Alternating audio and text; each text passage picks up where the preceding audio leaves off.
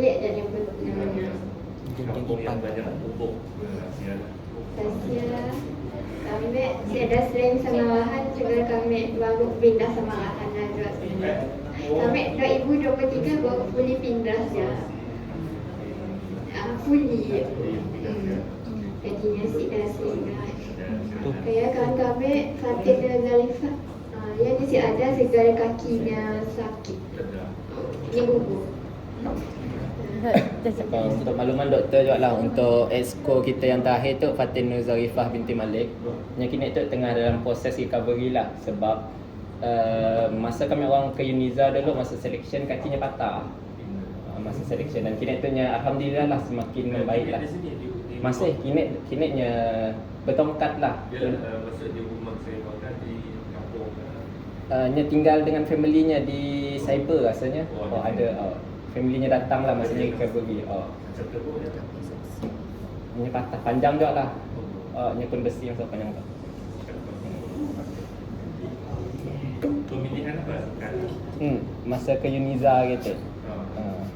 Okay, salam ni kita. InsyaAllah. Baik, terus. Assalamualaikum. Oh, salam. Betul. Siapa?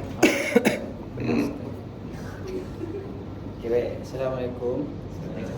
Nama kami Muhammad Fathul Hakimi bin Muhammad Saleh. Boleh lunggah kami Fathul ataupun Hakimi ataupun Kim kah, boleh ya. Jadi kami merupakan anak kedua daripada 3 orang adik-beradik. Kami berasal daripada Mukah, Sarawak. Orang Melano. Melano Mukah.